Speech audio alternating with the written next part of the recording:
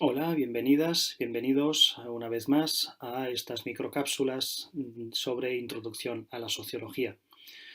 Hoy vamos a hablar de dos conceptos como son las utopías y las distopías, que son, como veréis, dos conceptos importantes para poder entender también la manera como se construyen modelos idealizados de futuro por lo que respecta a los sistemas sociales. Antes de entrar en materia, antes de entrar en lo que sería qué es una utopía, vamos a cuestionarnos qué es la realidad.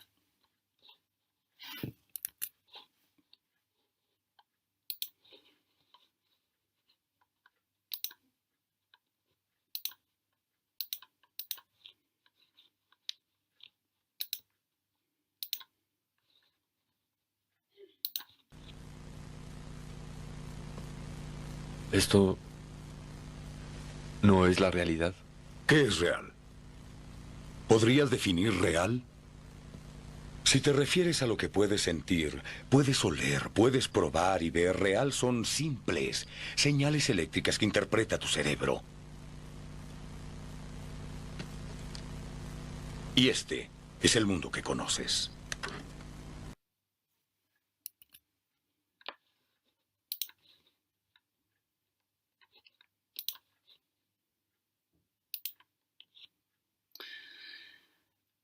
Cuando se habla de utopía, tenemos que remitirnos precisamente al significado que en griego remite ese tipo de palabra, este concepto. Utopía surge precisamente de la raíz topoi, topos, que significaría lugar. Pensemos, por ejemplo, una palabra como topografía, ¿no? Que sería, que nos remitiría precisamente a una conceptualización geográfica o geolocalizable. Bien, por utopía, utopoi, implicaría la negación del lugar, ¿no? Donde topo significaría lugar, como prefijo sería su propia negación. Pero lo que ocurre con utopía es que es un juego de palabras, no solamente nos remite a utopoi, ¿no? A ese no lugar, a ese lugar inexistente, ficticio, ideal, sino también a eutopoi, significando buen lugar, ¿no? Por buen lugar entenderíamos también ese lugar ideal, deseable, posible, dentro de lo asumible. Entonces, ¿con qué nos encontramos en cuanto al significado de utopía? Que en efecto se trata de un mundo posible, un mundo de ficción, un mundo irreal, idealizado, pero basado precisamente en premisas de lo posible, de lo probable, de lo real. Ejemplos de ellos vamos a encontrar a menudo tanto en el cine como en la literatura. Lo que vamos a hacer a continuación va a ser ver algunos ejemplos, también extraídos del cine principalmente, para poder entender diferentes modelos de utopía. El primero de ellos nos remite precisamente a esa tendencia conservadora, o lo que hemos querido definir como tal, que serían esas utopías, tanto en cine como en literatura, que lo que hacen es reivindicar un regreso al pasado, un regreso a un pasado totalmente idealizado, que tendría o anclaría sus raíces precisamente en lo más rural, en lo más natural, ¿no? En ese mundo posible más cercano a la naturaleza, más cercano a esa esencia primitiva del ser humano, en contraste con lo que sería la amenaza del progreso entendido como un exceso de tecnología que acabaría al final por cargarse el mundo natural, el mundo ecológico. ¿Qué ocurre con este tipo de utopías? Que en efecto, aunque se esté reivindicando esa vuelta a esos orígenes basándose en leyendas, en cuentos, en mitología del pasado, ¿no? Pero reinterpretado desde un futuro posible, lo que se está haciendo en realidad es también establecer un pensamiento más tradicionalista, más conservador, donde en efecto se estaría idealizando ese pasado posible. Ejemplo de ello serían estos breves segundos extraídos de la película Avatar para que nos hagamos un poquito la idea de esta tendencia más conservadora.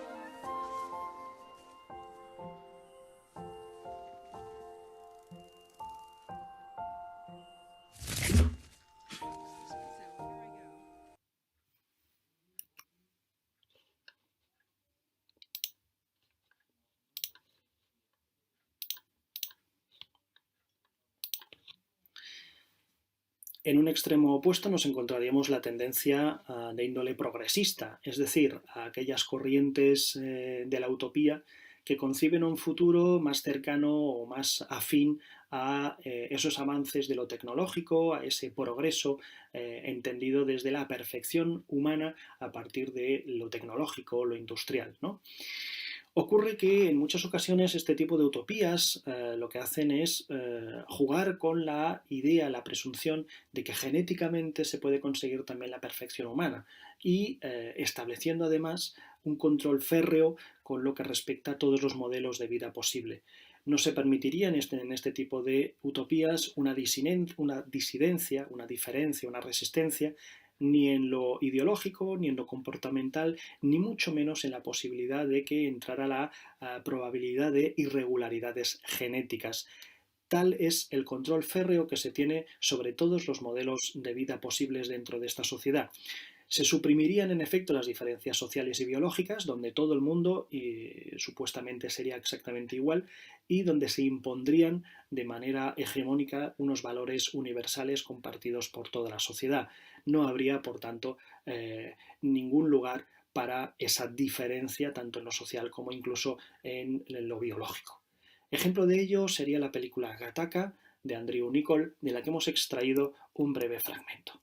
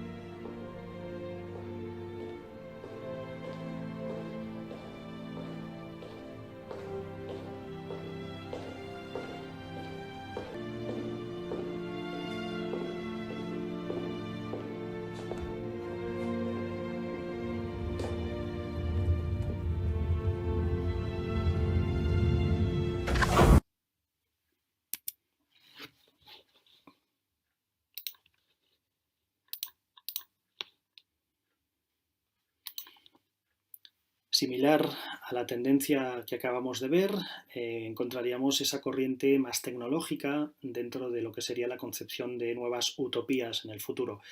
La tendencia tecnológica impondría una fe absoluta en lo que sería el avance científico y tecnológico, basándose sobre todo en la posibilidad de que el gobierno futuro estuviera en manos de máquinas superinteligentes, donde en efecto el gobierno estaría supeditado a valores ultrarracionalistas. Cuando digo ultrarracionalistas, se entienden que son sociedades utópicas en las cuales todo lo irreflexible, todo lo irracional, todo lo que proviene del mundo de las emociones, de la expresividad emocional o sentimental, quedaría totalmente erradicado. Entendido en tal caso lo emocional, ¿no? Lo más cercano a esa parte irracional del ser humano como algo imperfecto, algo a erradicar.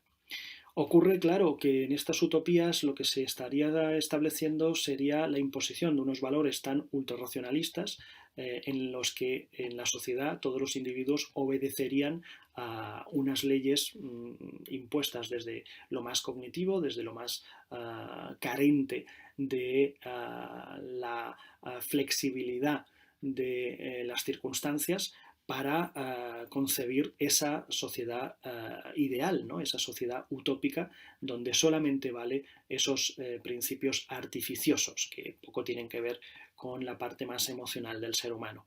De ahí esa fe ciega en las máquinas, en la tecnología, en el futuro. Paradigma de ello es la película 2001 y toda la filosofía que refleja respecto al control de nuestras vidas en manos de las máquinas, como vamos a ver en estos breves segundos.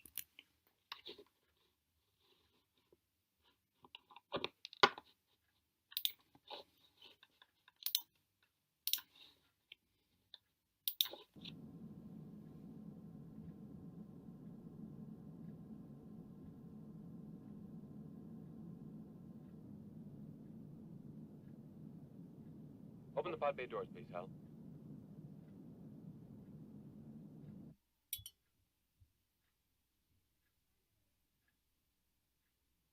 Open the pod bay doors, please, Hal.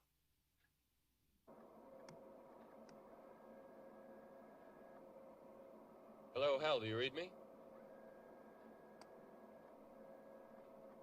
Hello, Hal, do you read me? Do you read me, Hal?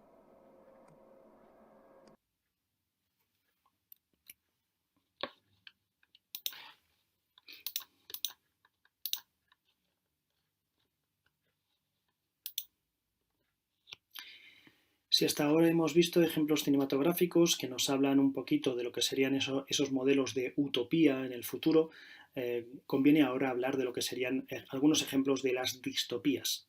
Si bien hemos visto que la utopía reflejaría ese mundo idealizado que supuestamente pretende una sociedad mejorada, ¿no? Mucho mejor que la presente, en el caso de las distopías lo que se nos ofrece es las consecuencias negativas que tendría la mala implementación de esos modelos sociales. Lo que estaríamos viendo tanto en esas películas como en esas novelas que nos hablan de las distopías son las imperfecciones de lo que supuestamente se creía inicialmente que iba a ser un mundo mejor. Es decir, como si detrás de toda realidad oscura hubiera la mínima esperanza de que en alguna ocasión pudiera haber oculto un mundo mejor, ¿no? Una esperanza por un futuro mejor que quizá no llega nunca, ¿no? Que siempre acaba al final por ensombrecer la realidad, ese ideal que nunca se llega a conquistar del todo. Metáfora de ello serían estos breves segundos de la película Dark City para darnos cuenta de cómo sería intentar salir de una realidad gris para intentar alcanzar un mundo utópico, pero que pese a todo siempre acaba chocando con esa parte distópica del futuro.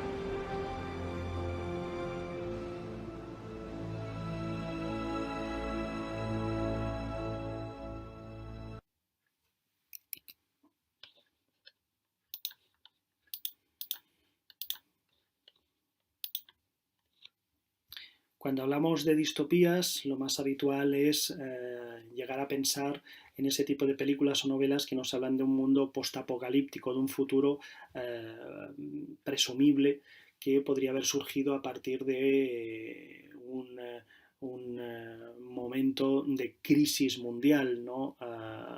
Ya sea, por ejemplo, por causas atómicas, por la sequía absoluta del agua, por algún cataclismo ambiental, ¿no?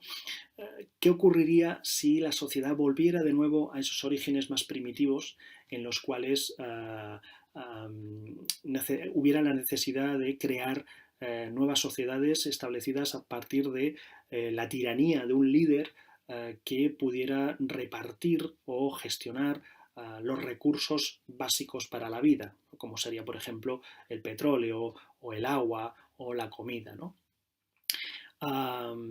En principio, este tipo de distopías, este tipo de preocupaciones por un mundo posible en el futuro, tendría que ver también con el miedo a la desintegración de las instituciones sociales. ¿Qué pasaría si estos nuevos gobiernos, estas nuevas sociedades más primitivas, más salvajes, tuvieran la necesidad precisamente de imponer formas sociales a partir de la fuerza bruta, ¿no? A partir de la ley del más fuerte, ese control totalitario de los recursos naturales que servirían también para la supervivencia, ¿no? Esa obediencia precisamente a un líder fuerte que acabaría también por suprimir toda posibilidad de disidencia a partir de la represión, ¿no? de las medidas más duras contra la disidencia, contra la posible rebeldía, ¿no? En un mundo postapocalíptico, ¿qué posibilidades habría, ¿no?, de salir de ese modelo social tan represivo? Ejemplo de ello lo tenemos en toda la saga de Mad Max, de la que hemos extraído también unos segundos muy representativos al respecto.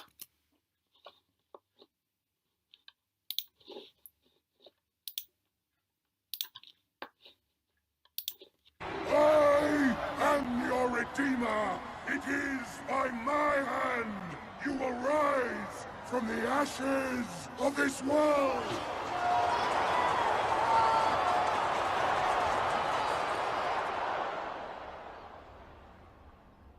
It's coming. Get ready. Yes. Yes.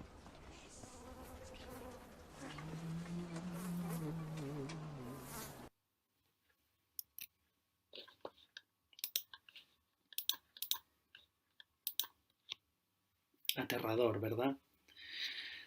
Otra de las corrientes que nos hablan de las distopías posibles sería esa otra tendencia que denuncia las consecuencias negativas de un exceso en cuanto a la falta de control por lo que respecta a las consecuencias de la globalización, una globalización tan extrema que acabaría al final por provocar efectos en los modelos posibles de sociedad futura.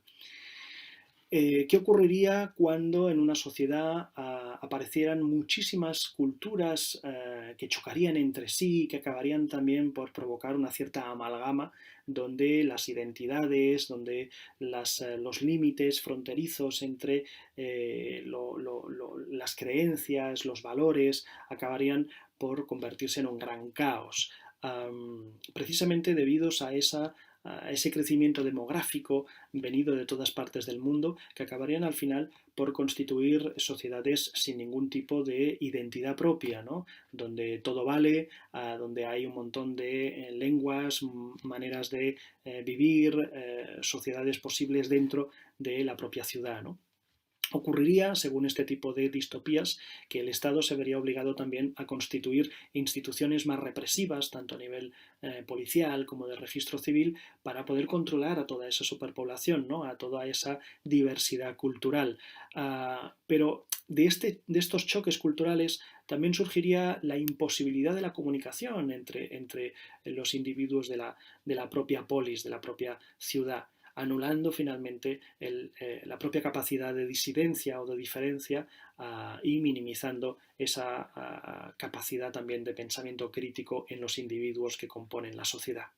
Ejemplo de ello sería Blade Runner y su secuela, de la cual también hemos extraído unos breves fragmentos.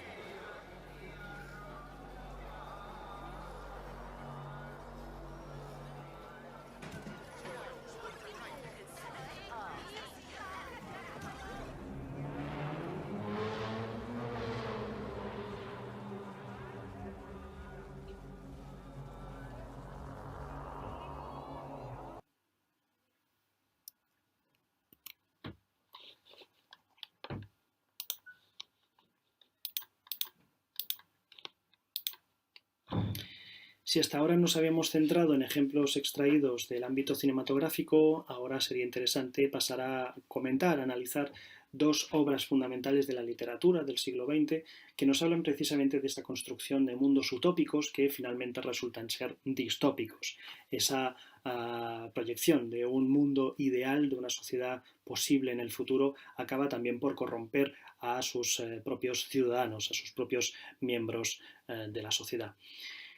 Estos dos ejemplos escogidos son fundamentalmente Un mundo feliz de Aldous Huxley, publicado a inicios de la década de los 30 del siglo pasado, y 1984, la famosa novela de George Orwell, publicada a finales de la década siguiente.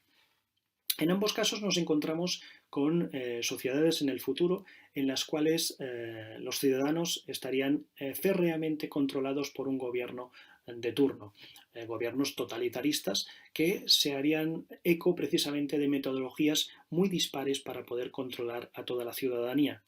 En el caso de la obra de Huxley nos encontramos con que el gobierno lo que quiere es que el ciudadano sea absolutamente feliz, ¿no?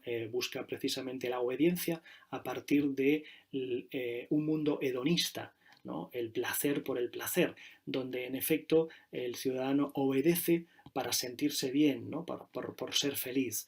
Para ello lo que hace el gobierno es repartir obligatoriamente una droga, la soma se llama en la novela, Soma, que tendría que ser obligatoriamente tomada por todos los ciudadanos de esa sociedad.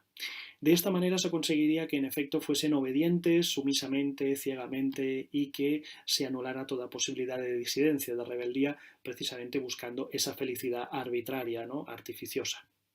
En el caso de 1984, en cambio, en la novela de George Orwell, el gobierno imprime su orden social a partir de medidas muy represivas, ¿no? A partir del castigo físico y psicológico, y también de la mirada escrutadora, vigilante, omnipresente del llamado Gran Hermano. El Gran Hermano sería un tirano, un gobernante, que vigilaría a todos sus ciudadanos a través de todos los medios de comunicación, de tal manera que el ciudadano medio siempre acabaría obedeciendo todo aquello que se le suministra a través de la televisión, la radio, los periódicos, los diferentes sistemas de comunicación interpersonal, etc. No habría más posibilidad de pensamiento que aquello que obedece precisamente a las premisas del Gran Hermano.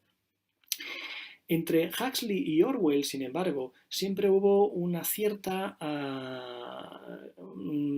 polémica sobre cuál sería el modelo de futuro que llegaría hasta el siglo XXI.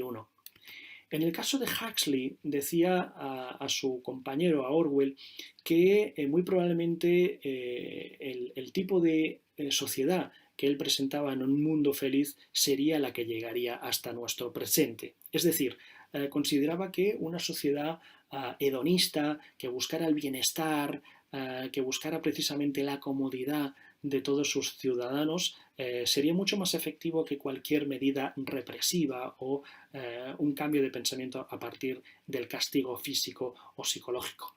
Pero en cambio, en el caso de Orwell, él sí que consideraba que 1984 podía suministrar una idea mucho más cercana a lo que sería el futuro. Es decir, sería más efectivo conseguir directamente un cambio en el pensamiento y en la actitud y en los patrones de conducta de los ciudadanos a partir del castigo físico y de la represión, ¿no?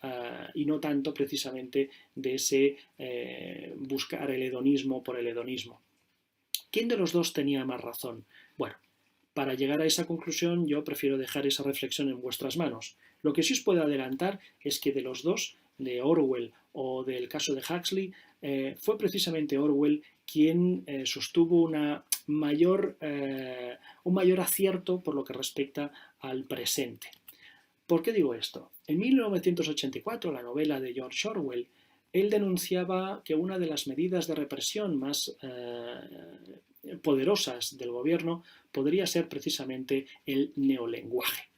Por neolenguaje, Orwell se refería precisamente a esa reducción hasta la mínima expresión de todo lo que pudieran ser ideas, palabras, maneras de expresarse, de reflejar aquello que pasará por la mente o por las emociones de las personas. De tal manera que, reduciendo al mínimo esa capacidad de expresión, se conseguiría también minimizar toda posibilidad de matiz, de flexibilidad en nuestro pensamiento. Es decir, se acabaría al final por resecar la posibilidad de un pensamiento crítico.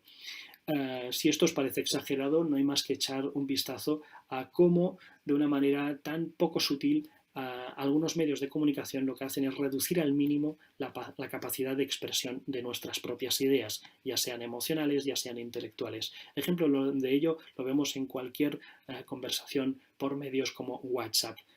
Un ejemplo, veamos esta conversación y a ver a qué conclusiones llegamos.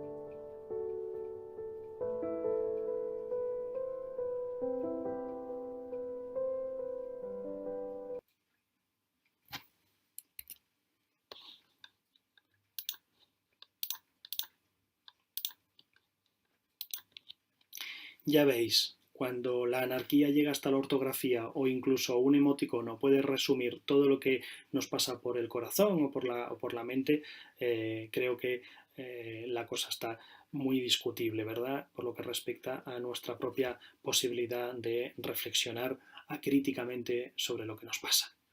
Si os interesa más sobre el tema de las utopías y de las distopías, os he seleccionado aquí 3 referencias que podréis encontrar en la red para poder complementar las cosas que os he dicho. Y ahora sí, sin más, me despido hasta la próxima.